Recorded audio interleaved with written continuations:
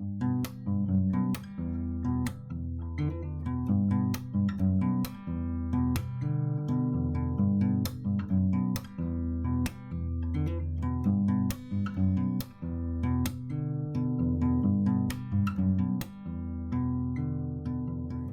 I am.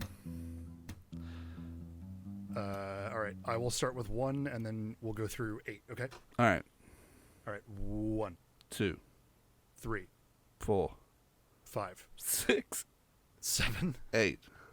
Okay. That was way. That didn't feel like a good rhythm, but maybe we should tell some knock jokes to line it up better, because then you got like the natural cadence of anticipating the sort of knock. You got one? Bust one out. Oh, I've always got stupid jokes. Is that even a question? But is this how we want to open up our world to the audience? This is the first impression we're leaving. Yes, I was talking to someone earlier about this concept of having no plan, and they said, "Oh, you need a theme song," and I said, "That is one thing I haven't been able to not think about. Like every time I think about this thing, I think we will need an intro of some sort. Sure. Maybe bad knock jokes is the intro." Maybe. but is that a sonically good experience for listeners' ears? You're absolutely right. It's probably not. I do like it. It fits the name, I think. Yeah. Do we introduce our podcast? Do we say hello and welcome? At some point, we're going to have to be like, "Welcome to Moronic Evolution. I'm a moron and you're evolved," or whatever our tagline is. At the very least, someone at this stage will be listening to this and they'll have clicked on a title that says Moronic Evolution Episode 1 with a little description that says something like, "We don't know what we're doing, but with your help we'll find out." You know, pithy, snappy. Yeah, I don't mind that. But I by no means is anything set in stone. I feel like if we wanted to, we could change everything right now. That's true. Well, that's so much responsibility. Yeah, I mean, and also it's none at all. You know, no idea is too bad at this stage because we have nothing. That's true. I do like the boldness of our idea. Me too. In that our the concept of our show, which we should explain. Probably. Yes. The concept is so dependent on us having an audience that when we don't get one, inevitably we'll be like, well. We're doing the same thing this week. Well, as you mentioned the boldness, like I had this idea, it must be probably not quite 10 years ago, but 6 to 8 probably. And I had 2 friends at the time who were keen to do something together. The 3 of us worked really well, friendship-wise, rapport we had. And I said, let's do a podcast. And movies popped up, because of course a lot of me and my friends are quite movie fan-ness, as are you. And yeah. But there was a lot of hesitancy about, okay, we've got to plan it out. We've got to decide what we're doing. And I was just like, let's just have no plan. Let's just press record. Just press record and see what happens. Because at the very least, you're going to get friends having fun and laughing, and and I've had people say to me like, "Oh, you guys are so funny together. You should record." And on telling people about this, they said, "Oh, you guys work so well together. Yeah, it'll be funny." And as well as saying, "Oh, I'll listen. Where are you posting it? Can I listen live?" So, like, I think we've already got an audience, really, even if it's 3 people. Oh, good, great.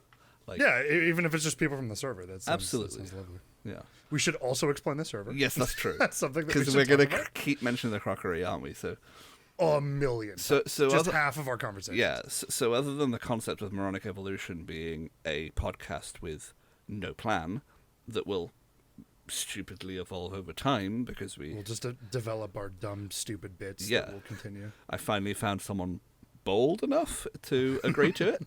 I don't know if bold is the right term, but maybe moronic enough. Maybe that's what it is. Well, yes, as we realized just before we started recording, that my intention is that it's not us that's moronic, it's the concept. But you may be right. It's the perfect way to open the show, right? Is a miscommunication. Yeah. So that's when we said, we should be recording this. So whereas we literally stopped our conversation and went, we should press record. Yeah. So I was under the impression that the moronic aspect of the title of Moronic Evolution was our Moronic Evolution, where like we acknowledge openly that this is a dumb idea, which we do, but I think your intention was more the evolution is moronic and we are, I don't know, elegant. What do you see us as here? In my vision, I'm looking towards the sort of luminaries of the podcasting world that I have enjoyed listening to over the years, and I see them doing what seems like effortless improv comedy, and I look at it and I think, man, if I tried that, it would be such a stupid thing to do. I'd have to have a plan. So when I had the idea to have no plan, I was like, that's bold and stupid. But I hope that if I emulate them well enough, then it's not me being stupid, because actually it works. If it works, then it's not stupid, right? Yeah. That sounds great. That's my rationale, even if it's not. But the risk, the coin that we're flipping here is on the tail side. If this doesn't work, we look like the biggest fucking idiots. But the beauty of that is, if this doesn't work, no one hears it. That's true. So we're never going to be famous for being stupid. Situation. We're either going to be famous or stupid. Or stupid. Yeah. Or, well, I think we might. I think it's very possible that we might be famous for being stupid as well. I think we have that capacity. That is on the table. The other question I had in my head is, do we introduce ourselves? I think we do. I think we do this time. Are we? Right? Well, at the very least. But are we us, or are we new podcast people? I think we extend. I think. I mean, we both have fake names. But true. Our first and last names, right? Yeah. You have a fake first and last yes, name. Yeah. My name is John Kinte. And my name is Holly Davenport. Holly Davenport. Correct. I don't think I knew that. I know really? You as Holly. Yeah, I mean, it's been that for a while. But my fake last name has always been Davenport. If I had to guess, I probably would have just called you Doc. You know, Doc Holly. Yeah. Well, that's where Holly comes from. It's right. a shortened version of Holiday, which is a nickname I had for a while. And my name, Kinte, I put John on the front of it, but that is what my brain heard. I misheard a friend speaking, and I heard the name John Kinte in there, and I was like, "Who? That's such a cool name!" And it's like, what a badass. It was no one, so. So I took it's a fake person. Yeah, it wasn't even a person's name they were saying. It was just nonsense my brain found. Yeah, so other than a theme tune, and an introduction, and an audience, I literally have nothing else that I've planned. Like all thought. Neither do I. We both. I mean, that's the bit, right? that's the twisted web we're weaving. We don't have anything. This is the hurdle. We don't. I mean, we have a lot of. Oh, we should explain the server before we do anything else for a basis of information. Asterisk back to that mention. The server, a Discord server, a Discord server called the Crockery. The origin of our meeting. Yeah, the origin of most of the people that I know on this planet Earth. I met. Yeah, the majority now. The Crockery is a Discord server. Based around the popular fantasy novel series called The Kingkiller Chronicles, written by Patrick Rothfuss, that you have been a part of for Lord knows how long. More specifically, it is the official Discord server of the official subreddit and wiki for The Kingkiller Chronicles by Patrick Rothfuss. Right. That's it. I realized in the middle of saying that you're a far stronger authority in talking about the server, because I've been there for like 8 months, 9 months. It's been. And you've been there. You're like one of the main staff members. Yeah, exactly. Yeah. Well, I am currently the Chancellor of the Crockery, which, if anyone who is listening who's read the books will know that is based on the staff of the university in these books. We have a panel of masters, and I am the Chancellor on that. But I mean, it's all just nerds hanging out, being nice to each other. There's about 1,500 people on the server, but only there's a lot of people. Only a couple of hundred real regulars, all delightful people and like truly active people. Yeah, I mean, I feel like that's just the curse of Discord servers, yes. Right? Is that you join Discord servers based off your interests, and then most of the time you're a ghost. Like you don't say anything, and then every once in a while, like I joined servers for a bunch of different stuff that I was into, like all at once. And I have since trickled out of 100% of those outside of the Crockery. Yeah, I've joined a couple for YouTubers and for gaming and things. Yeah. I mostly only ever stay for the emojis. Fair. That's totally fair. I think, I should leave that. I never talk. And then I'm like, but wait, they've got that one cute one of a cat holding a banana or something. And I'm like, I need it. Follow-up question. Will this be on the Gazette? Will something about the Gazette? Or will something about this That's be on a the good Gazette? question. I guess here's the best place to work it out. Yeah, I'm aware that, at least to start with, the vast majority of our listenership will be crockery-based. Therefore, Sure. where best to advertise it than a crockery-based publication, I think that's fair. newspaper. So I'm sure, as we are both members of the editing team of that, I'm sure we can throw a weight around and get it involved in an article or... Right. But yeah, I think brass tacks. Is there anything on the top of your head right now that you think a podcast should have, like features? Like structurally or like? Oh, sure. I meant like features. Like, what is it we're doing? What are we introducing? Are we going to have an interview? Should I interview you? That sounds great. Let's do that. Do you have questions on the top of your head? Question one: how much is a pint of milk?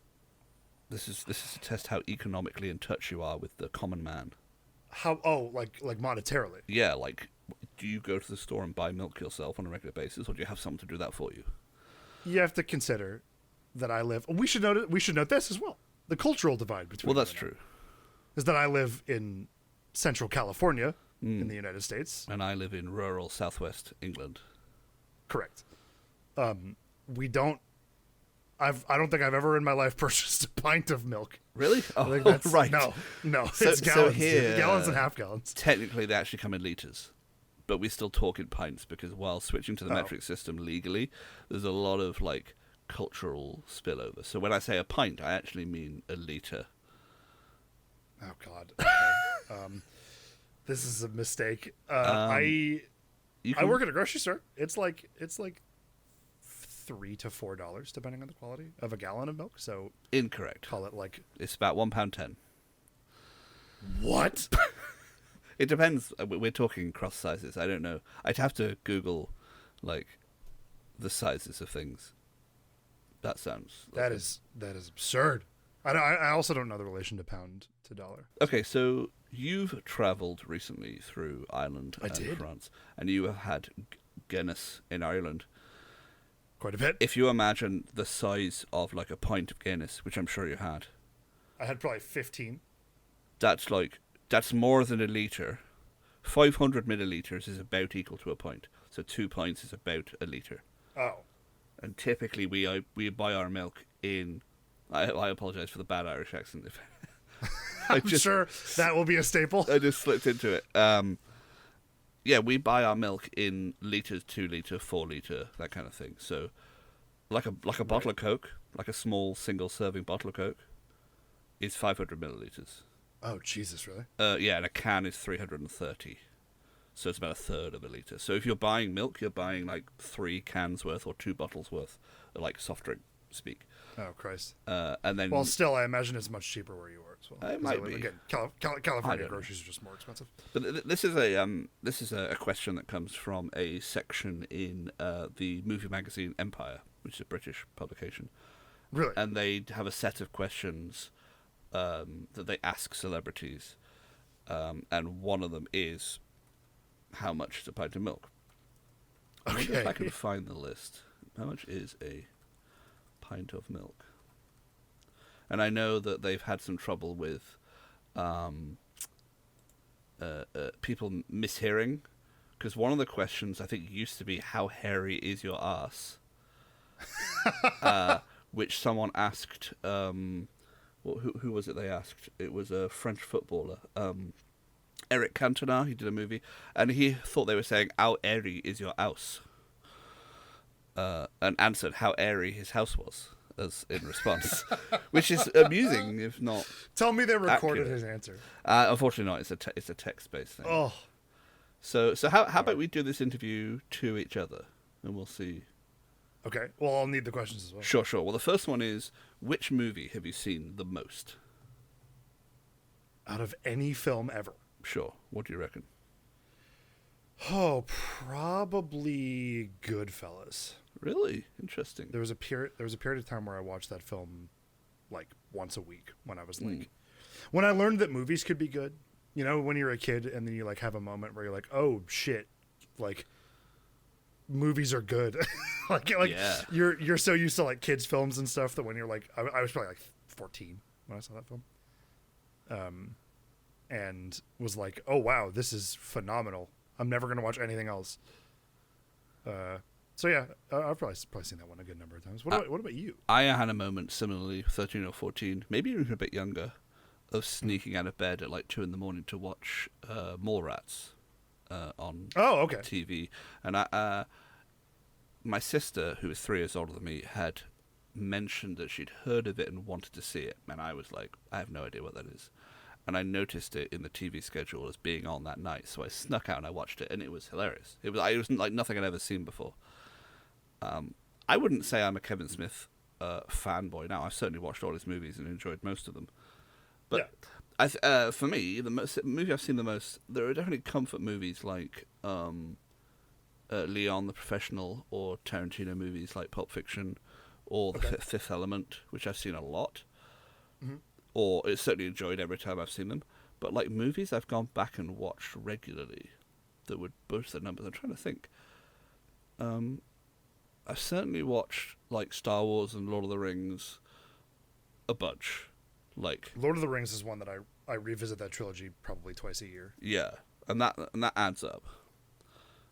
Oh, we should also mention I have a few years experience on you, me being in my late 30s. Oh my god, we should mention the Letterboxd thing.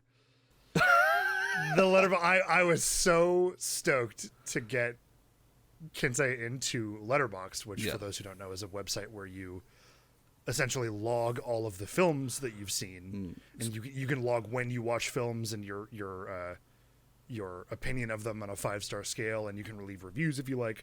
But for me and the people that I know, it's just a really good way to catalog how you feel about all the movies you've seen. And I went through probably about a year ago, and I was very confident. Like even the one-off, like I saw this made-for-TV movie once and then never thought about it again. Like I was very confident I had every film I had ever seen logged in this website. I'm sure you did. And I'm a person, this will be another thing I'm sure with the amount of time we'll talk about movies, this will come up over and over again. The amount of films I have yet to see. Well, I mean, you and I both consider each other to be film fans. You know, however you pitch that, whatever level you put that at. We definitely both enjoy them a lot. And I studied media at college.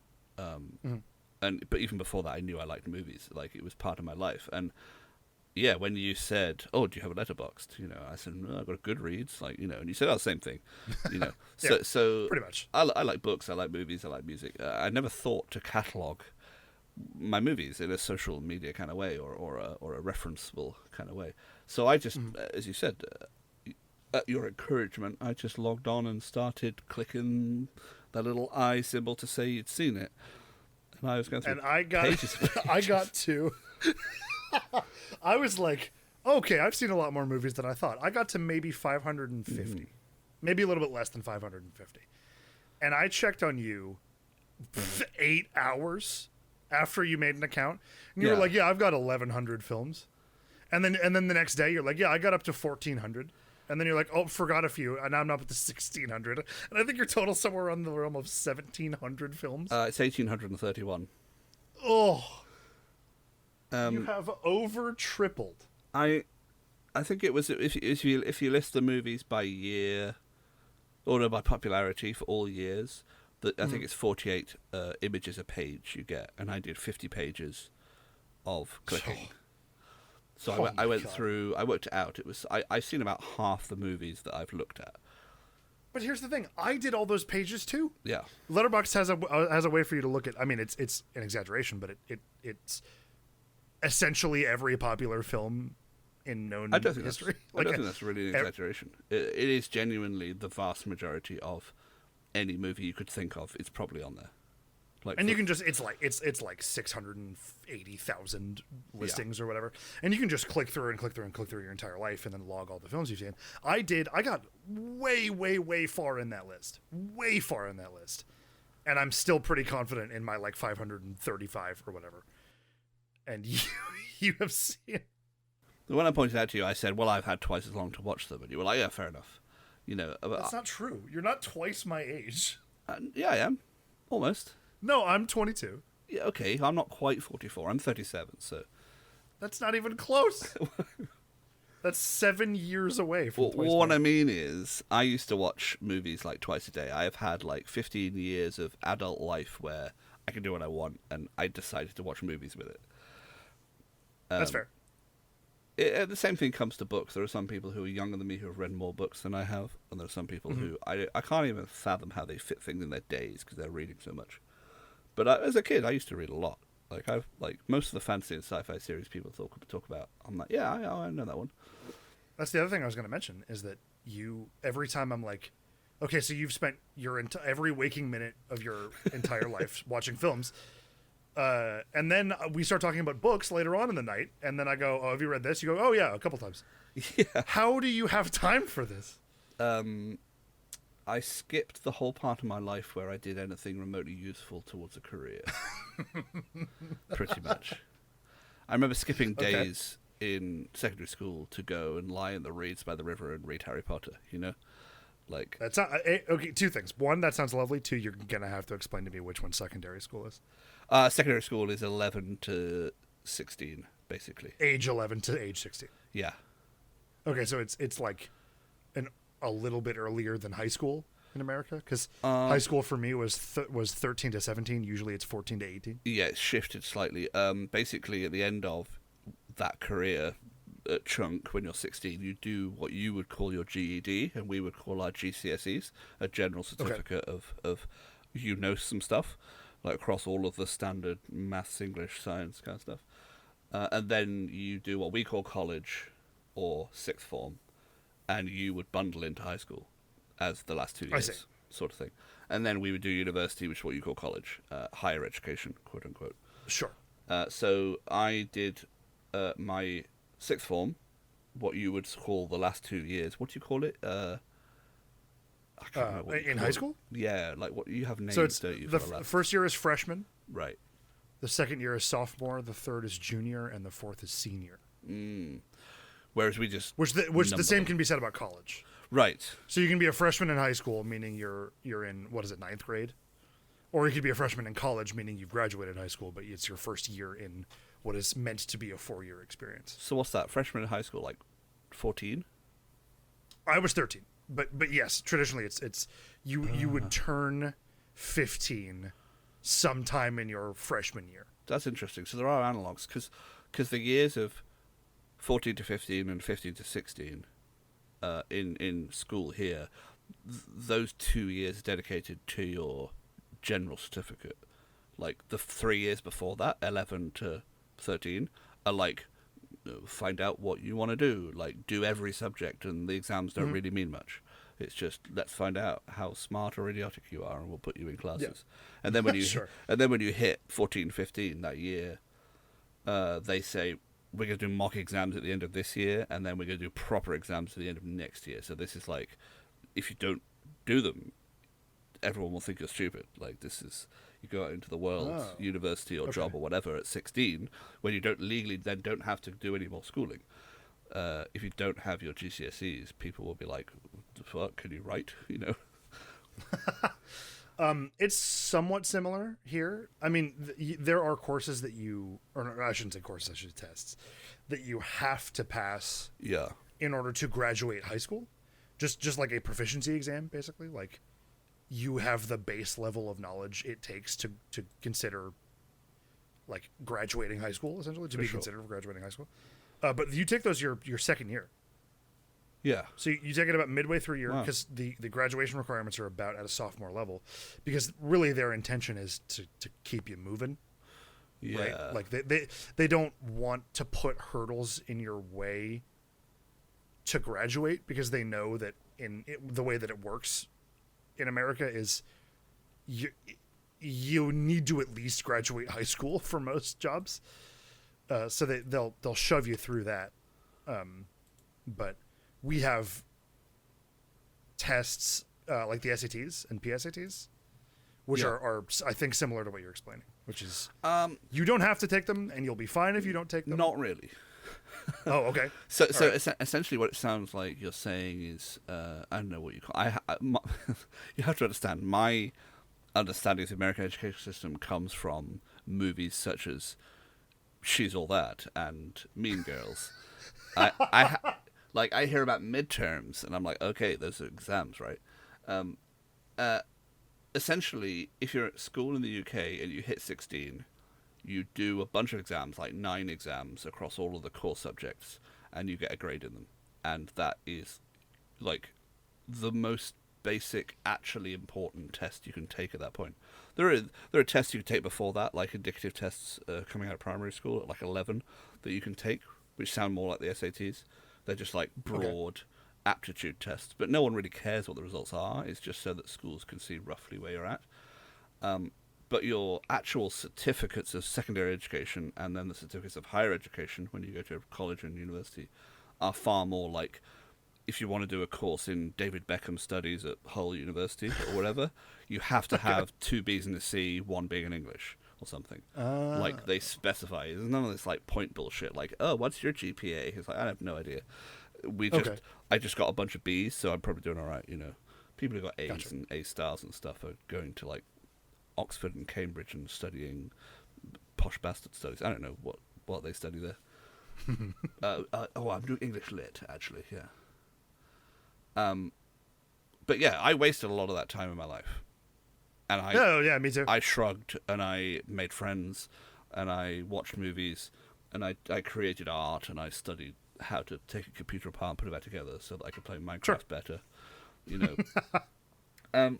So when it comes to this topic of movies, it was always a pastime for me, like, as intermingled with all those things. I'd come home, I'd watch that VHS recording of Mary Poppins I had, like, after school when I was a kid. And I had a very similar experience with Mary Poppins. Right. And then later on I'd have my DVD collection, and then I'd have Netflix or whatever it is. Like, over the years, these things have evolved from you have to put one boxy thing inside a boxy thing to a disky thing inside a boxy thing to LimeWire. I'm just downloading random non-famous popular movies. I pick a word in my head and then just type it into LimeWire and download whatever video file came with it. Yeah, I found some. And watch the whole thing? Yeah, I remember typing in the word tattoo, and I found like 3 different movies that had the word tattoo in it. So it might be like The Girl with the Dragon Tattoo and The Tattooist and the Tattooist of Auschwitz or whatever, which I don't think existed at the time, but it was something like that.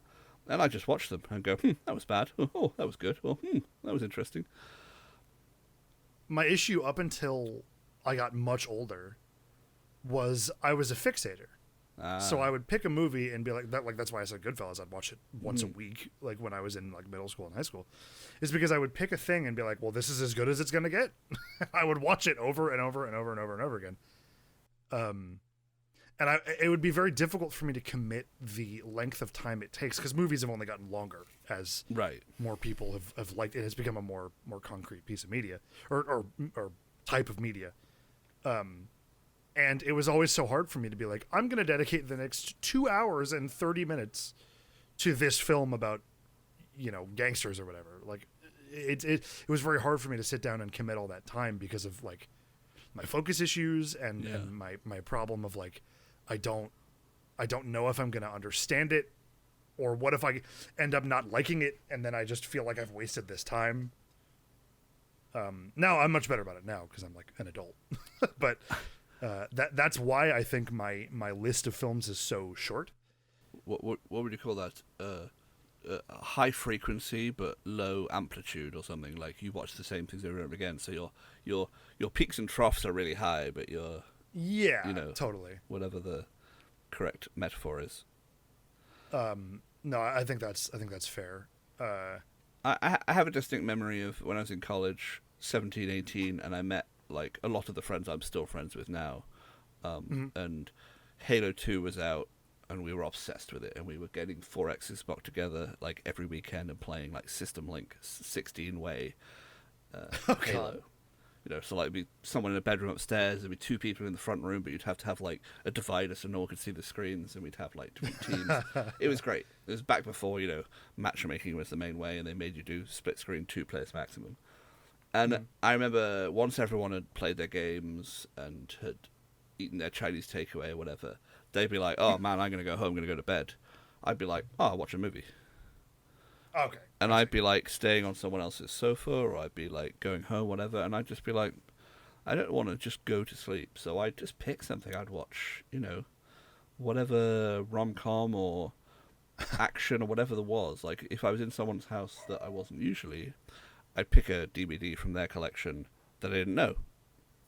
I'd be like, ooh, $1 Million Baby, or ooh, Dr. Parnassus is whatever it's called. The Imaginarium of Dr. Parnassus, isn't it? So that's where two things came to be in formulating you, which is your love of films and your love of not sleeping. Oh, well, I have to admit, it's more one follows the other. That's true. My habit of not sleeping comes from my love of doing things. That's fair. That's totally. I totally get it. I used to be the exact same way. Yeah, I am slightly over the average age of people who keep doing it for their mental health. I'm sorry, I don't know if that's true. Sure, I don't know either. I'm fairly confident to say that most people my age have given up on their dreams and are just working some boring job. I'm lucky enough to work a job that I enjoy in a library, sure, in a small community, helping people and telling them to read Name of the Wind. Yeah, and sometimes it crosses over with things like movies and podcasts and Yeah, sure. So that was question one. Oh God, we're 33 minutes into a recording. So the second question, actually we've already covered, is do you have a nickname? We do. Yeah, neither of us are going by our real names. Holly and Kinte, our designated nicknames. Back in the days where I used to play Halo with my friends, one of my best friends, he had his head behind a TV trying to plug an Xbox in. It was one of those things. And he said the line, "I was talking to Joe on the internet last night." And I said, "Who? Who's John Kinte?" And he was like, "What are you talking about?" And I'm like, "You just said you were talking to John Kinte last night." He's like, "No, I didn't." And that's when my brain birthed it. It was Joe on the internet, John Kinte. That's brilliant. My nickname for a really long time when I was in school, one of the two, because my senior year, which is my 12th grade year, right, I split between two high schools because I was in a program where I would take my normal, boring, bullshit English math classes at my main school, the one that I had gone to up until that point. And then midway through the day, I would drive to another school and take a 2.5 hour course based solely around media production. Interesting. So it was like a split program. It was really nice. I really liked it. And they called me Holiday for reasons that I would need to reveal my real name to explain. And then that somewhere along the lines got shortened to Holly, which is a person's name. Yeah, it is. So I stuck with that a little bit more.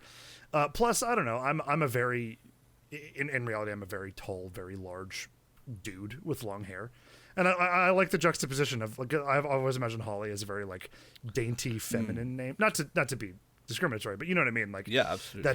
That's how every Holly I've ever known has been a very, very small, very polite, but very elegant and feminine woman. Yeah, and I liked it for me because of the juxtaposition, and also just because I think it's a beautiful name. And then Davenport is from, I think you know what it's from. I do. It's named after a character from the Adventure Zone. Yeah, from the McCoy Brothers, which is it's my favorite. Maybe my favorite piece of media, my favorite story ever told. Oh, man. Is no one's ever asked me, what is your favorite piece of media? What do you think it is? I could not you answer name. that? I can't answer. You've that consumed question. a lot of media, and I love a lot of it. Sure. I cannot, at least not at this moment. I cannot name what is my favorite piece of media. That's fair. We'll be thinking about it. That'll be an episode 2 kind of thing. New feature, favorites.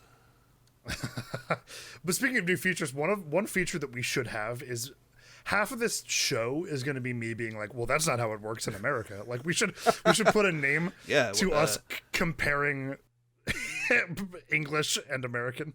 What do we call it? Like cultural differences. Cultural differences is perfect. That's what we should call it. Cultural differences.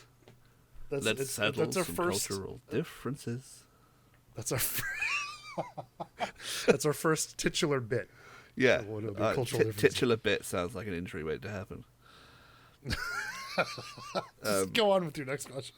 So the third question in the Empire magazine, Pint and Milk, is: do you have a signature dish? To make or to eat? Yeah, apparently to make, I think, is the intention. To make? No. I like to cook, and I don't think I have a signature dish. I mean, creme brulee, I've made quite a lot. Oh, nice. Wow, I love creme brulee, and I got fed up of only being able to eat it in nice restaurants, so I decided to figure out how to make it myself. Mm-hmm. So I'd probably go with that.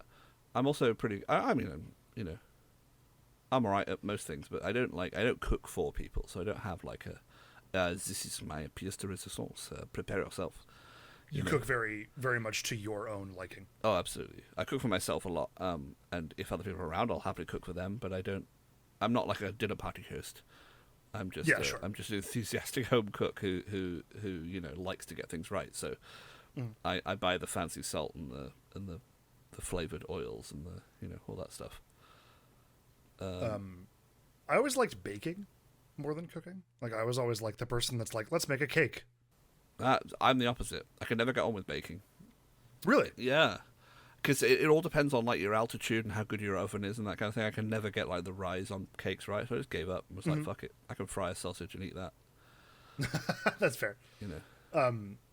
So I guess like in an attempt to not pick a dessert, because those are like, I don't know, I feel like baking is usually a whole lot easier. Oh, right. Like, it's a lot more like to the instructions than normal cooking is. It is arguably more of a science than an art. Yeah. In the interest of picking something that's not a dessert, I guess biscuits and gravy is the only thing that I can like make that's not that's like better than average. I guess. I mean, I'm sure they're not like awesome, but I mean, that's the only thing I can like do. I've made like a full roast dinner with all the trimmings. I have the capability, but it's not like something that I'm like, oh yeah, I love doing that, and I'll do it for everybody every weekend. I've made excellent lasagna. I've made, full English breakfasts. And wow. They're great, but they're not. I wouldn't call it my signature at all. Jack of all trades. Speaking of English breakfast, my sister had one when we were in Ireland. Yeah. What's going on? What's wrong? What's happening over there? I was speaking to one of your American brothers in arms yesterday about Waffle House. Oh God! And they mentioned. Were they defending hash it? browns because they're wrong. Yeah, they worked there for a while, and they were saying, "Oh, it's no, amazing." Anyway, it's not. I have no judgment against greasy diner food. We have similar establishments in the UK called Greasy Spoons. I see. Traffic cafes, just real basic food, usually on a greasy plate. A cooked breakfast, in its basic form. If you take out all the elements that are culturally specific, you end up with diner food. It's bacon and sausages and toast and eggs. Yeah. Yeah. But when you go to Scotland, they put haggis on it. When you go to the UK, they put blood pudding on it, which sounds horrible. But like blood pudding, literal blood and fat sausage that's fried it's just a real rich umami flavour. When done right, it's lovely. When done badly, it's not good. As with most delicacies. That was the thing. My sister ordered it when we were in Ireland a couple weeks ago, and I was going, what? Like, that's real? Yeah. And she's like, yeah, it's good. Yeah. I didn't try it because I wasn't brave enough. So it's essentially like a salami made of a paste of seasoned blood and fat, which sounds horrendous. But because you slice it and fry it, you get a crispy, almost like cooked meat outside, and you get a sort of soft pate-like inside. It's not bad at all. I also struggle with the fact that the word pudding to me as an American means a snack pack. Yeah. Which is chocolate pudding. Yeah. That's very different. I don't know why it's called pudding. I can't defend that. But then Americans have hash browns, which we don't because we have toast with our breakfast, and double carbs is kind of ridiculous. Sure. So if you go to a lot of places in the UK now, you can get hash browns as part of a breakfast because of the Americanization of it. But it's the beans that most people complain about. It's the baked beans. Yes, that's the thing that I'm complaining and the toast and stuff that people don't get. I mean, you take cowboys; they have barbecue beans, molasses, and beans. That's true. But it's usually by itself. It's usually its own thing. Yeah. So when you're having it, as beans on toast, that's like a dish, which is, it's not, like, people defend it. I see people on TikTok and stuff defending beans on toast from the Americans, going, what is happening? And like, like me. And and the Brits are like, oh, it's the best thing in the world. I fucking love it. It's not the best thing in the world. It is like, it's like, it's like, white people tacos in America. It's like a really easy dish to do. That's not at all like authentic to any tradition. It's just kids like it, whatever. You can replace like the bolognese on a pizza with ketchup. You can bastardize anything into a form where kids will eat it. And that's what beans on toast is, basically. It's an easy, relatively healthy, simple thing that a parent can do for a child on any day of the week. Bit of cheese, hot beans on toast. It's crispy, it's squishy, it's tasty.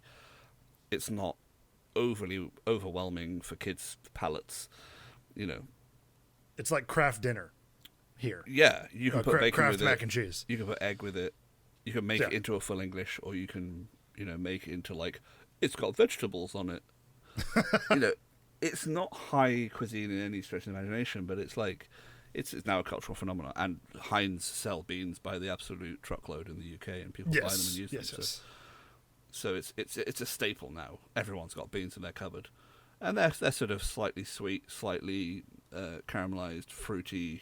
Like they got in their tomato sauce. They're not the best thing in the world, but I like beans. I eat beans with quite a few things. I feel like it's become one of those things that's like iconic with Americans' perception of the UK. Yeah, it's just beans on toast. Like that's like such a British thing. Yeah, it absolutely. I mean, it absolutely is. That's not a wrong conception. But like you do like jacket potatoes, like a baked potato that you put cheese and toppings on, right? Oh yeah, and all the time. Beans is one of the standard things in the UK. Like to put in a baked potato, cheese and beans, stick it on top, because they're hot and liquidy and. I suppose you're right. I mean, I get it. I do understand it. I've never heard of it. But. Yeah, it's just, like it's going to be one of the options on the menu if you order it here. It's just standard.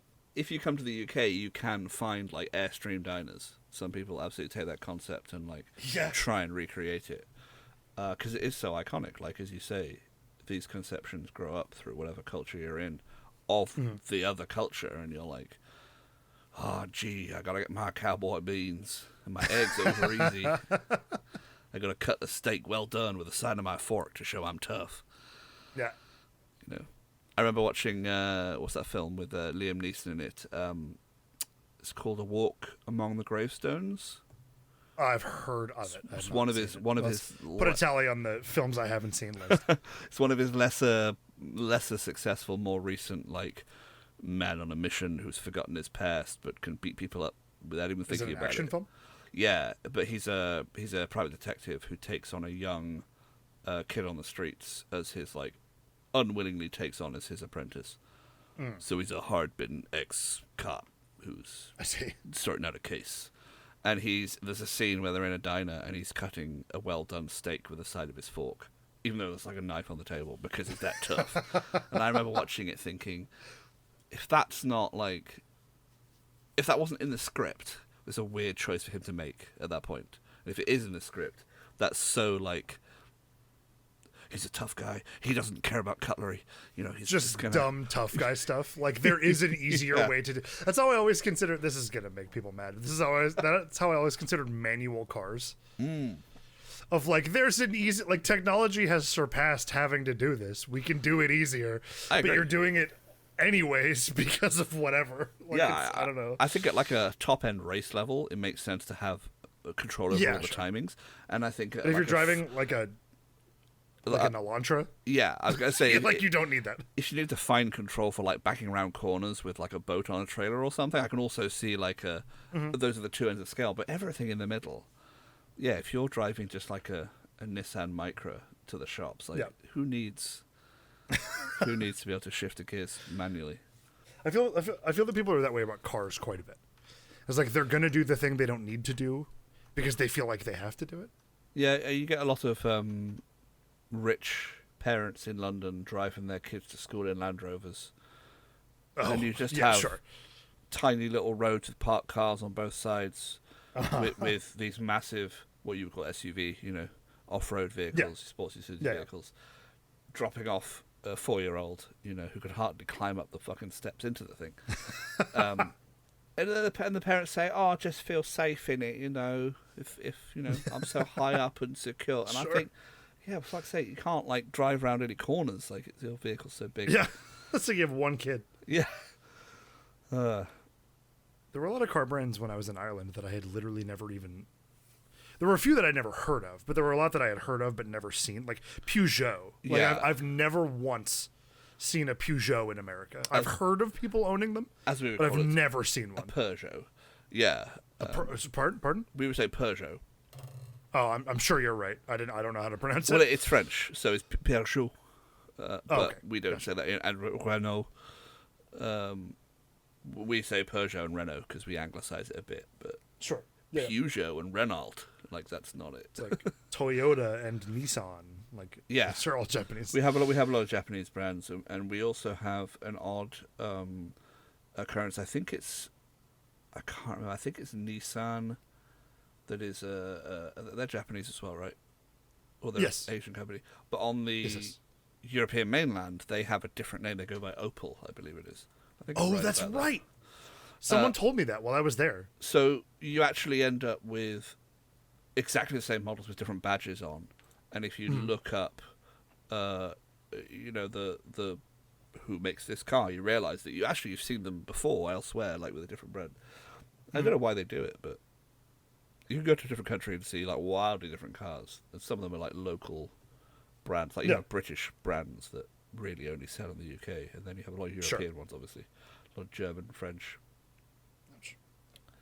Yeah, you were playing GeoGuessr the other day, and I saw there was a Lada in it, and I was like, "Well, it's got to be Russian," because it's the only Russian brand of car I know, and they're so recognizably boxy. I can't even. We don't have those here. I can't name one. I think I've only ever seen like one in my life, but Right. But it was a Greek friend that I knew who drove it from Greece to England across Europe. Oh Jesus!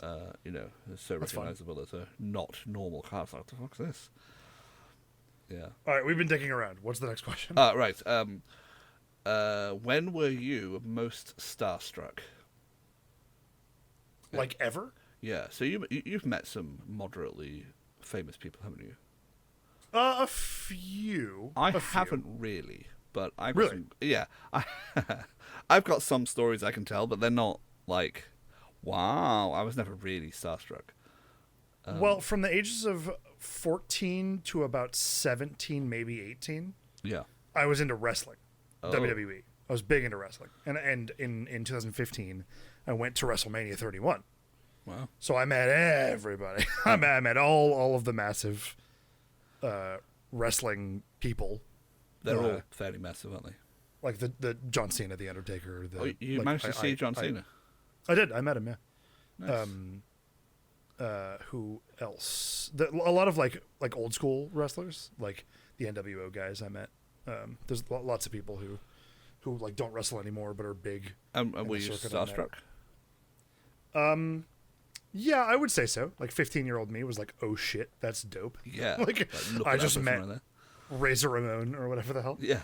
And then I've been to a lot of like concerts, like events. I saw my favorite artist ever.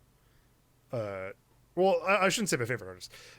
An artist who made my favorite album ever, who's Tyler the Creator. And I Right. saw him live a couple times. That was great. Saw Kendrick Lamar. That was really good. And then just like the fucking McElroys, like seeing them live twice is like awesome. Yeah, I love them to death. Not yet had that pleasure. That's true. It's coming up. I think I'm fairly grounded with my sort of philosophy of celebrity, and I think it would take a lot for me to be starstruck. Well, I guess I interpreted it more as just when was the time that you met somebody that really means something to you? Yes. Being starstruck is tough because I think you and I are sensible enough people to know that like while very famous and or they do something that you really like, they're still just people. Well, yeah, I agree with you. What I was going to say is I've been to concerts. I've been to see Queens of the Stone Age live. I've been to see Foo Fighters live. I've been to see... Oh, wow. Luckily enough, this is crazy to me. I went to see Foo Fighters live twice with a group of friends who like them more than I do. I like them, but one time Queens of the Stone Age were supporting, so I was like, well, I'm going to go for the support and enjoy the band anyway. Motorhead were also supporting at that point. Nice! And that's a hell of a concert. And I was like, I'm pretty good, you know. Along with PJ Harvey and Angels and Airwaves. It was an outdoor thing. Very cool. That was very cool. And I'm actually going to set them all free because my sister was going and she had a spare ticket that she couldn't sell. So she just gave it to me, which was very kind of her. So that was amazing. That was a great experience. And then I went when they were playing at Wembley with some college friends, and they were supported by, what was it, Supergrass, and I can't remember the name of the other band. It doesn't matter anyway. So they came on stage and they played their set, and both times Dave Grohl's like, oh, we got a special guest. So I've just watched Queen of the Stone Age, Motorhead, Foo Fighters, and he brings out Brian May to play guitar with him, and the drummer of Queen to come and play. So it ended up being Taylor Hawkins playing guitar. Yeah. Brian May playing guitar. Was that right? Jesus. How did it go around? It was something. It was like, I can't remember quite how the roles were, but it was like Dave Grohl became the singer for Queen, while that's right, because Taylor Hawkins wasn't drumming because the drummer for Queen was. So there was some mixing around of the roles, and I was like, wow, this is amazing. Like, I would totally have come to see Queen had I known this was the thing. And obviously it wasn't completely Queen, but like, amazing experience. I was like, wow, I was so lucky to do that.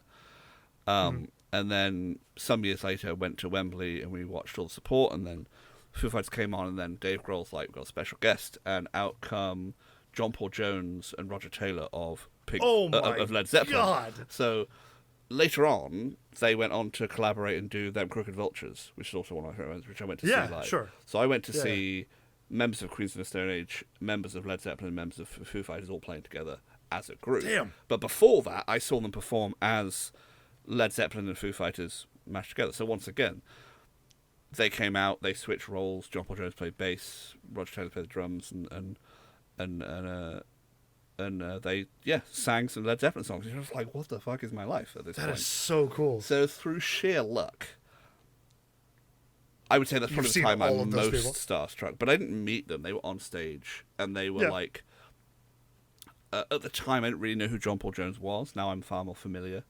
Like, he's like arguably the least famous of Led Zeppelin, but still an astounding talent and amazing musician, and amazing to see on stage. So that's one end of the spectrum. The other end of the scale for me is, you know this story already, is I joined Patrick Rothfuss's Minecraft server. Now, I'm a big fan of Patrick Rothfuss, but he's not, like, world famous. I mean, he's famous, but he's not, Hey, I joined that server, too. You couldn't walk down the street, say his name, and expect people to know who you're talking about. Whereas you say Led Zeppelin, people know Led Zeppelin. If you say the Kingkiller Chronicles, they'll say, what's that, a game? Right. Like, what are you talking about? But sure. Within the world of fantasy authors, he is successful, and he is well known. And to me, he's certainly in that realm of famous person. So, when I donated to his son's World Builders campaign, giving me access to the server, and I was in there one afternoon, and he joined. I think it was me, one other person, and Patrick Rothfuss. And I said, hey, and he said, hi, and I was like, he spoke to me. And then he said, how do you find the screenshots that Minecraft takes on your computer? And I tech supported Patrick Rothfuss. Yeah, you did. I think I was either there for that, or I was privy to it. In the chat, or you can navigate to the folder, blah, blah, blah. And he said, thanks, and left. And I was like, oh my God, we're best friends. You've done it. And then you did. You went the next day to the server and went, I'm best friends with Patrick Rothfuss. What I liked about it so much is, obviously we're not best friends, but what I liked about it so much is that it was such a mundane interaction, but it was something he initiated. It wasn't me going up to a celebrity and saying, oh my God, I'm such a big fan. Yeah. Which I would. If I saw him, I would walk over and say, I'm the chancellor of your biggest fan server, you know? I totally would. But it was the fact that it was just a casual, hey man, can you help me out? Yeah, sure. Like, that was it. It was nice. It was like My colleagues, at least. It was nice. I always love hearing about people's interactions with celebrities, and my favorite versions of that are like, oh yeah, Keanu Reeves told me that toilet is clogged. I shouldn't go in that one. I should go in the next one. Like it's like these super stupid, mundane human things that like uber celebrities will do. Yeah. I love that shit. So yeah, starstruck. I don't know if I could ever call myself like properly starstruck, but I feel the same. But meeting people that I admire, I've done quite a bit. All right. Whose poster was on your wall growing up?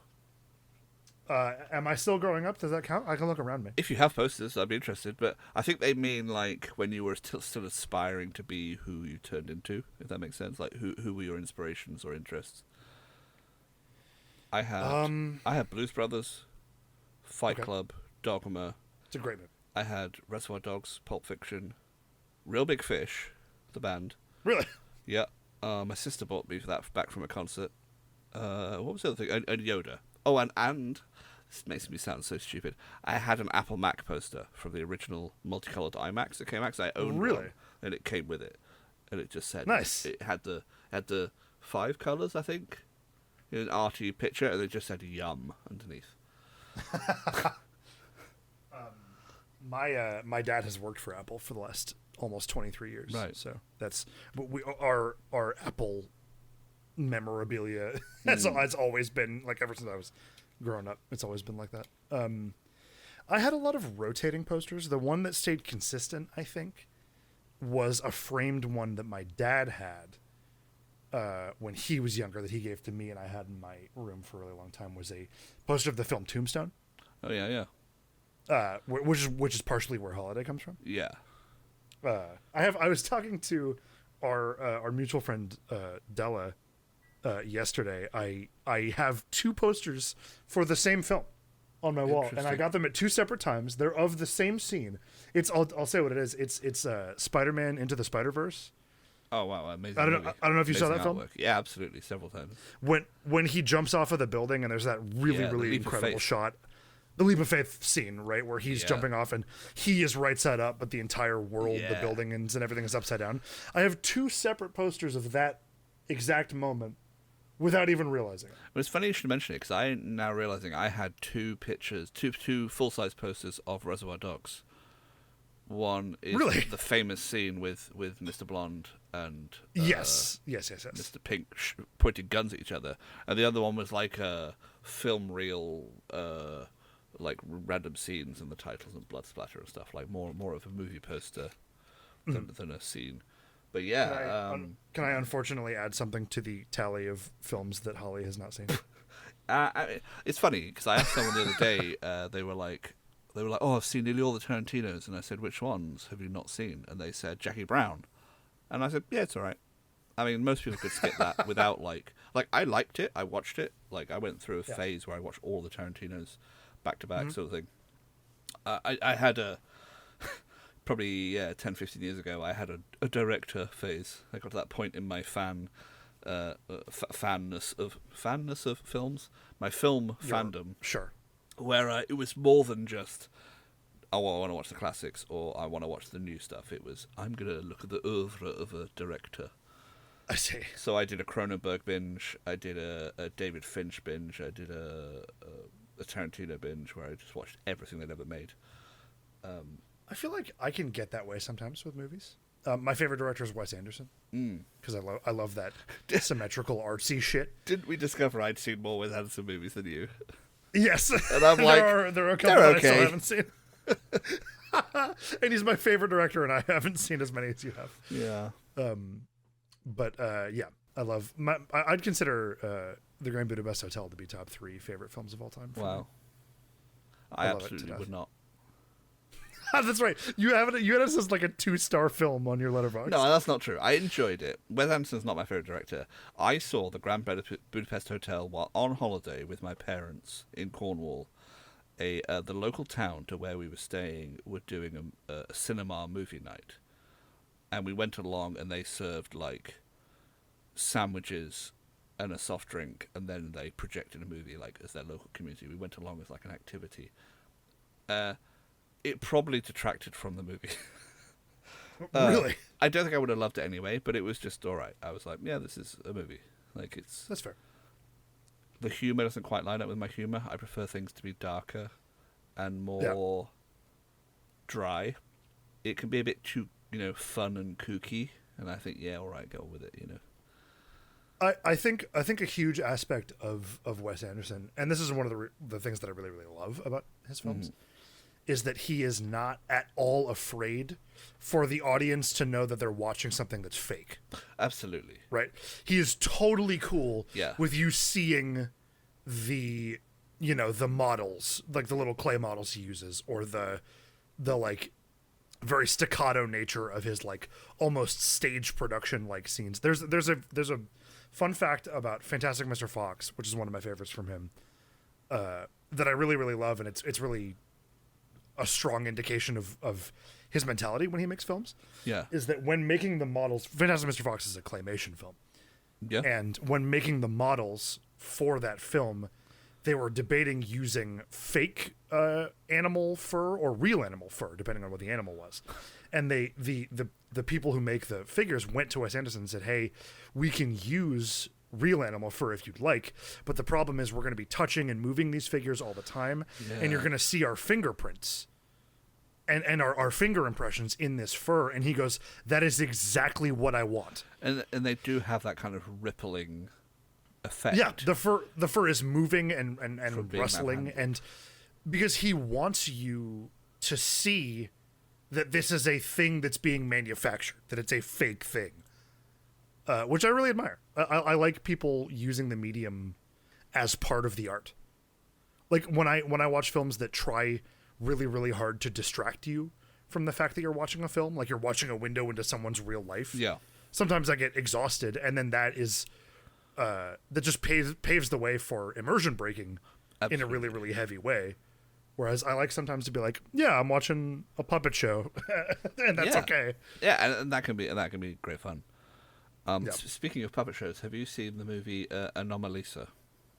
No, I know it's a Charlie Kaufman, and we're looping back into my top favorite films of all time, which is so funny. Charlie Kaufman, Eternal Sunshine of the Spotless Mind is my favorite film ever made. It is excellent. I wouldn't put it in my top 10, but it is very good. I've seen a good number of Charlie Kaufman either written or directed films, and I love them. Anomalisa is one that I have not yet braved because I know it's really, really sad. It is a fascinating fusion of exactly what you're saying about the lack of immersion because they are clearly puppets, and a deeply immersive, real emotional storyline. It is claymation as well, yes? A stop motion, yeah. They are they articulated puppets with different faces and things that move around.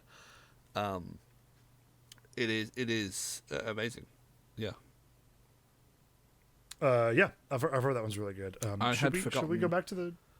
I just looked up Charlie Kaufman movies because I couldn't remember what he'd done. But Being John Malkovich adaptation, Confessions of a Dangerous Mind. Exceptional. Adaptation's exceptional. And Anomalisa, I've seen all those, so that's what's that, 5 out of 8 or something that he's. Okay. But have you seen I'm Thinking of Ending Things? No. Oh, that's a phenomenal one. That one's really, really dark. I was talking with Della about it. Psychological thriller. I don't think so. Really, really dark. It does not take the fun, whimsical side that Being John Malkovich does. Did you know that film was supposed to be Being Steve Buscemi? There was a concept in that film that it was that it could have been Being Steve Buscemi, and that would have been different. An earth-shatteringly amazing thing. I love John Malkovich. He's just weird enough for that role, right? But serious. Steve Buscemi would be. Steve Buscemi would have been. That would be a cultural touchstone. What posters do you have in the room you're currently in? Do you have? I actually recently moved rooms, so I don't. I have. Okay. What would you have? It sounds so vain. I have my own artwork on my walls at the moment. Oh, that's right. You do. You do my artwork. I would have. What would I have? What would I choose? I would put my Dogma poster up again. Okay. For sure. I think it's one of Kevin Smith's most thoughtful movies. He's done some real thoughtless movies, which are not necessarily bad, but they're their own thing. Whereas Dogma is genuinely he's making some points, and they're good points. I agree.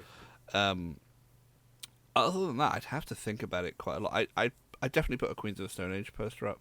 I've loved Queens of the Stone Age for as long as I can remember, and I think they deserve a place of recognition next to movies. Other than that, I'm not sure, to be honest. It would be... Posters are not something I've ever really put that much stock in. I had a bunch, because I had wall space to fill, but I would absolutely put a Cowboy Bebop poster up, yeah. Oh, yeah. That's my next tattoo, is a Bebop tattoo. Wow. I think it's... I don't have any tattoos. That's a good question. Oh, yeah, that's right. I have 4. It's actually question 7 on this list. Is it really? Should we skip to that? Yeah, do you have any tattoos? No, I have. I know you already said you don't. I have 4. My first of which is a number 7 on my see, right below my right hand. Lucky number 7. Well, it's because my family, my immediate family, there are 7 of us. So there's my parents, myself, and my 4 younger siblings, and they're the most important people in my life. So I got a tattoo for them. The next one was a tattoo from Disney's The Princess and the Frog. Interesting. Not to spoil that film. That film means a lot to me and my family. It's our favorite family movie as a group of people. It's our favorite movie. Not to spoil that, there are 2 stars that mean a lot to that film towards the very end. I have that on my left wrist. Right below that, I have the what do you call it? The rune, I guess, the logo from the bracers that the characters wore in the Adventure Zone's Balance arc. Oh yeah. Because, like I said, that's the most important piece of media in my life. I love it to death. I'm currently on my 8th re-listen to it, and I'm also having Della listen to it as well. Excellent. It's very, very important to me. And then I have a Lord of the Rings tattoo. I have the text that is on the ring in the Black Speech. Black Speech? Dark Speech? I don't know. Considering it's permanently etched into my body, I should know that, but whatever. Yeah. It's a corrupted dialect of Elvish of some sort. Yeah, correct. Would you... Let's do this, since you don't have any. If you had to, gun to your head right now, get a tattoo from anything, what would it be? I would get a... from anything? No. I'm far too pretentious for that. I would get a triangle, a square, and a circle on my forearm. Okay. They are the fundamental shapes. They are the simplest of the platonic solids. A triangle-based pyramid, a cube, and a sphere are the most iconic platonic solids, and I use them in my art all the time. And I have a book about them. My uncle gives me a book which has no title. It just has a picture of a triangle, a square, and a circle on the cover. Okay. And it discusses where these things turn up in nature and in man-made stuff, and how they're repeated throughout vast areas of the world. And that captures a lot of my sort of artistic philosophy. So I'd be pretentious enough I'd get that. Interesting. Something so inherently basic in terms of artistic impact. Yeah. They're just the base for most, if not all, shapes, but so meaningful to you. I mean, new listeners may not know that I paint abstract art a lot of the time, but anybody from the crockery would have seen some of the pictures I've done and the profile pictures I use on Discord. A lot of circles, a lot of straight lines, quite a few squares. Triangles is something I reserve, because to me triangles are the most complicated, even though for whatever reason that's what it is in my head. It's hard to explain sometimes, but yeah. Other than that, do you know Adam Savage's forearm tattoo? I don't. He has a scale, like a ruler, on his arm, which is not the most accurate. But when he's holding a screw, and he's like, "What fucking size is this?" He hold up, 3/4 inch. Oh, and that's you see amazing. him do it in videos 2 or 3 times in a video. It's just amazing to be able to just go, it's about 20 centimeters, and just hold your arm up to it. It's as practical as it is meaningful. Right, absolutely. It's functional creativity, which is my favorite thing on earth. I'm sure, considering we're venturing into the podcast world together, you'll hear me talk about that fucking 15 times a day. Functional creativity is my favorite like concept of like this, like instead of being traditionally creative, which is expression and artistry and all these things, is creativity that mixes in with utility. 100%. I love it to death. And that's a perfect example of like, here is a thing that proves that I am a maker, I am a builder. And I'm a person that like really prides myself on the things that I can create. Absolutely. Like physically. And also just it's useful.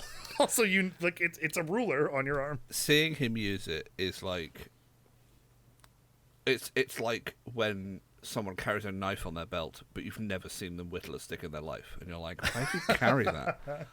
And when you've got a penknife on you, and someone's like, oh no, I can't cut these zip ties, or whatever, you just be like, here you go, and you produce it, done, boom, and they're like, oh, thanks. It's like that when you see him use it. It not only does it justify it completely, but it adds a layer of justification on top of that he just wanted it. Like it marries the two together so perfectly. Yeah, yeah, I love it. And so gun to my head, second tattoo would probably be that. Gotcha. Like something functional like that, where I could just be like, there's a reason for it, and have it on your forearms is like you can look at it, you can cover it up with a long sleeve, you can show it to people easily, and it's usable easily. I've never understood people who get like back tattoos and stuff. Like you're never going to have to look at it. Yeah, I always wondered that myself. Is that's something you'll never physically see? Yeah, right. I guess I mirror, just have to trust that it's there. Oh, it is, you know? I'm sure. It's holding up the front of your neck. No, I mean a tattoo on it. Okay, so I'm sure there's a few more questions on that list, but we're reaching probably the hour mark. Well, I was just looking through them, and there are some like have you ever walked out of a film, which is kind of like, I mean, I'm sure everyone has at some point, but I haven't. Really? No, I mean, I haven't either, but I assumed everyone else did. No, I've never done it because it's money you spent on a thing. Yeah, right. A friend of mine. And I'm very with films and books and shows and things. I'm very like completionist. So it's like I don't feel okay putting down on Letterboxd or Goodreads or whatever that I have finished a thing unless I have finished that thing. Well, I have somewhere I still have the chat log of it. A friend of mine went to see The Happening at the cinema. Oh, God. And they started texting me halfway through it how bad it was. And then the line, I wonder if I can find it, the line was something like, it's so bad, I want to shit my pants. And they were like, I need to go home and watch like Iron Man or something that's like, I know is good that I'm going to enjoy. And it sort of stuck in my mind. And they left halfway through in the end. They were like, I can't stand it. That's brilliant. But I haven't personally left any movies. No, neither have I. I also don't like... My going to the movies days started probably a year and a half ago. Right. I used to be very particular about... I have the luxury of most of my life being able to watch films from my house. Like, I understand that was the way to go see movies. A lot of before I was alive, fans are into the process of it. They're like, oh, it's an experience. You've got to go and see it at the cinema. Whereas for me, it's much more about the content of it. I'll happily watch it on my computer or on TV at home and just take it in like that. But that's probably partially an ADHD kind of thing, you know, where I have three things going at once. Mm. I'm very particular about brightness of the screen and volume and like positioning. Like a lot of that stuff I'm very particular about. I nearly always wear headphones, for sure, with music and movies and stuff. It's a stereo experience. I can't just So if I'm spending the money to go see a film, I'm gonna watch that whole film, even if it's garbage. The rest of the questions on this list include how much is a pint of milk, which we discussed. Sure. What's the worst smell in the world? What's the worst thing you've put in your mouth? I can answer both of those really quickly. Oh yeah. You want to do that, and then we'll get to the next. Sure. Well, there's one last one I think might actually be interesting. So. Okay. Well, we'll answer those real quick. Get to that last one, and then we'll call it. I think, right? Hello, dear listener. Hope you're enjoying the episode so far. I am editing it currently, and have found that the next 2 minutes are really gross. So quick content warning for the squeamish. We talk about the worst smells and tastes we've ever experienced. Naturally, there's going to be some rough stuff in there. If you'd like to avoid this conversation, skip ahead around 2 minutes, maybe 2 minutes, 15 seconds. Thanks. See you soon. So what was the first one? Smell? Oh, I used to work at a butcher shop. Oh, yeah. My first, if you can call it a job, was an under the table, like in cash every week, no taxes when I was 16, job at a butcher shop that has since closed.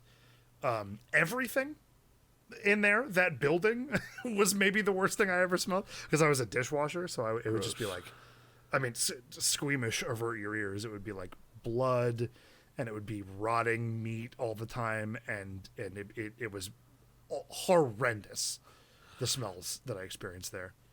Well, what's funny is the answer to the question I'm reading. I happened to be looking at this list on joancollins.com. Okay. And she said it was a bad oyster. It was the worst thing she ever put in her mouth. Oh, that sounds like the worst thing in the world. In your mouth, that's pretty bad. Yeah, she said she almost died from it. So, Jesus, really? I mean, I guess, yeah, oysters, that could take you out. Yeah. When I was in Disneyland once, sitting on the ground in line for the Hollywood Tower of Terror, which has since changed, I let my bottle cap drop in a pile of ash from a cigarette, and then put it back in my mouth because I was like chewing on it, because I would chew on plastic as a kid. That was pretty bad. That was like throwing up so bad that my parents had to like take us out of line, and we had to get back in, and they were all pissed because we lost our place.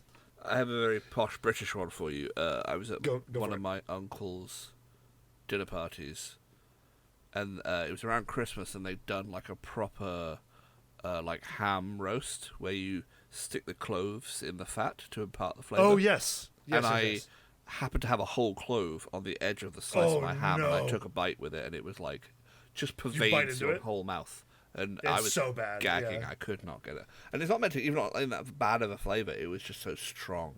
It made me want to be sick, you know. And I'm at a polite dinner party, so I had to just gently, find a napkin and drink more water and pretend everything's fine. And then everything for the rest of the night tasted like cloves. Yeah. That's rough. Yeah. All right, what's that last one? The last question is, what thing do you do better than anyone else? Oh, God. Which I think is interesting, because it's a philosophical question as much as a practical one. Like, do you consider yourself to have like a talent or like a skill that other people seem to struggle with? Maybe. Nothing even close to what you're describing, which is better than anyone else. And I'm not even saying better than anyone else in the world. I'm saying better than anybody I know. I'm sure I know people who can do things that I do well better than me. Sure. So I don't want to say that blanket, but I've always been I've played music. I've been playing instruments for like 14 years, something like that. Whether it's like started with a ukulele because I was gifted one, and then that bridged into guitar, and then bass, and then piano, and then drums, like a bunch of different stuff. I am very good at being able to, when someone starts to play something on an instrument, whatever instrument I am on, I feel very comfortable finding something, even if it doesn't directly match the song they're playing. If it's like a song already put out by another artist, I feel very confident in being able to create a sound that will match whatever they're playing well enough to like jam with. Yeah. I've always felt very good about that. Like, even though I have zero musical knowledge in terms of theory or application or reading music or anything like that. Like I can never be a professional musician, but whenever someone is playing something, I can be like, oh, I could just play this along with it and it'll sound good. I think I guess that's what I have. I think I have a pretty similar relationship with art, in that I am not at all classically or formally trained. I've just been painting and drawing and messing around for years. Started out when I was a kid. I used to draw birds or cats or whatever it was, and then went obviously through school, and I did go to university and do an art course, but it was a very general all over. I did moving image photography, graphics, sculpture, It was only post-university I really started painting seriously. But I have a sort of ability to add something to a picture to give it the flavour someone's aiming for. Okay. A good example is, to touch on something we haven't mentioned yet, is I play Dungeons and Dragons quite often with a group of people. As do I. That's another leg into how we met and became close. But we'll talk about that later. One particular rather impromptu session, someone had not got any prepped maps at all, so they just had a picture of some grass with a path on it. And as they were speaking, was I privy to this? I don't think you were. Okay. As they were speaking, DMing, I was drawing on the screen what they were describing, and they were like stumbling over their words, going, "How are you drawing what I'm saying? Like as I'm saying it." Okay. It was super simple line work. They were describing a town and a marketplace, so I'd be like, "Okay, wagons and crates and tables." And by the end of it, well, by the time they'd stop speaking, there would be like a fruit stall and a butcher stall or whatever, and they'd be like, "What?" Uh-huh. And it wasn't super complicated or anything. It wasn't like I'm saying, "Oh, I drew amazing stuff." It's just basic shapes. Right, but it's taking what is in someone else's head and putting it into physical space. Yeah, and like you were saying, jamming with someone, even if you're not exactly matching what they're playing, you can find the basic building blocks of musicianship and place them so that they complement it. And it's a similar kind of thing with me. I can take those basic building blocks of drawing and I can imply what they're trying to imply with it, like that matches their vision. And this happened 3 or 4 times in a row. Every time they changed scene, I'd redraw or whatever it was. And they'd be like, "Hold on, I got to take a picture of this." And I'm like, "It's just squares and circles mostly. It's not even, just been It's not important or anything like long lasting. It's just Yeah. It was so unfamiliar to them as a skill. I thought, "Oh, all right." That's so funny. I think my mind works quite differently to other people's when it comes to visual creativity.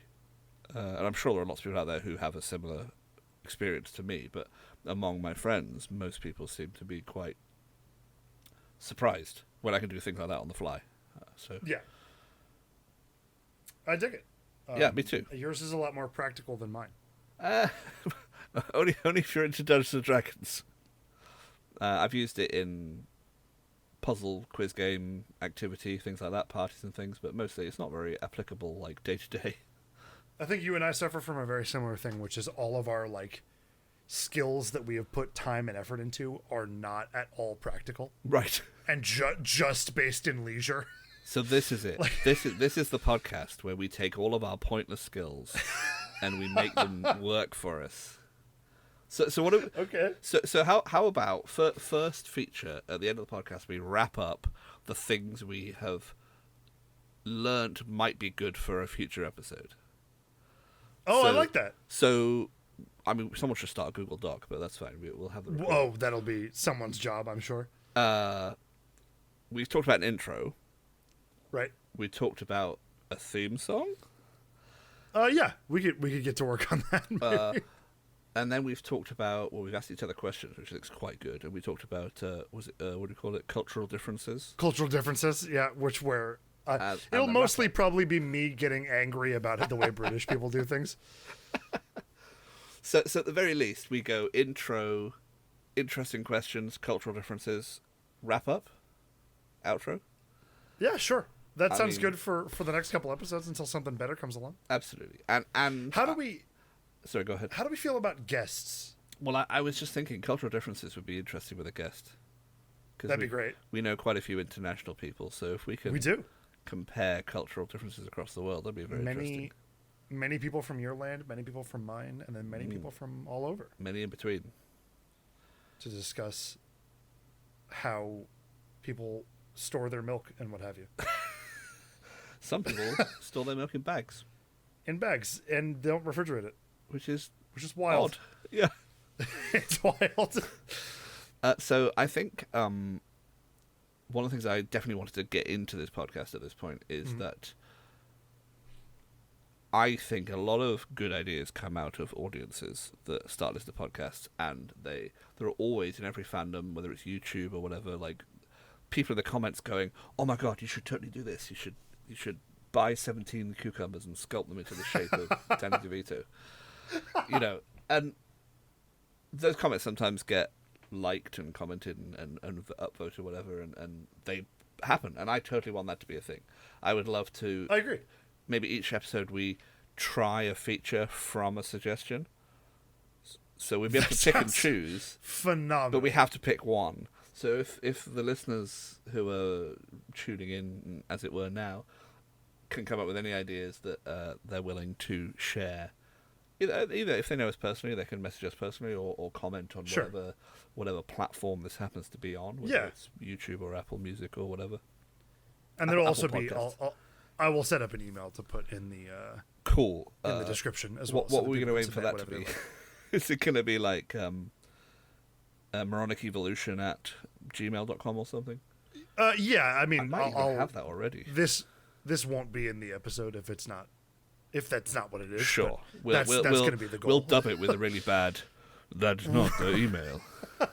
Sure. Be like redacted. Yes. Redacted@gmail.com. So yeah, I like that, and I think that we're going to be very particular. I shouldn't say particular. We're going to be very active about engaging with what people want to hear us do, and it's going to essentially be an excuse for people who know us and people who like to listen to the show to. We'll be at their mercy, basically. They can suggest some dumb garbage, and we'll be like, "Sounds great." I will. Let's roll it. I will absolutely reserve the right to veto any suggestions, but if it's the only one, then I mean, that's true. We have to consider it much heavier. Yeah, I look forward to it. As do I. This is an exciting and terrifying venture. It does feel like a humble beginning, but it feels like a promising one. I agree. So last question: do we have an outro? Like, do you want me to sing one, or are we? Do we do one? I mean, do you have one in mind? Yeah, you could roll it. No, I don't have one just in straight mind. off the dome. Yeah, I mean... All right, how about this? I'll do a word, you do a word, I'll do a word. We'll just pass it off. All right. All right. Be... your... best... at... the... only... kind... of... yourself... that... it... can... be... There you are. Was it be the best at the only kind of yourself it could be? That is an outro and a tagline, if ever I've heard one. That's perfect. That's perfect. Thanks for I wouldn't listening, change a guys. thing. Be the best yourself that it can be. Or whatever it was. Okay, I'm Holly Davenport. Oh, and I'm John Kinte. Okay. And have we evolved? I don't know yet. We'll see you next week. I don't think so. See you next week. See ya.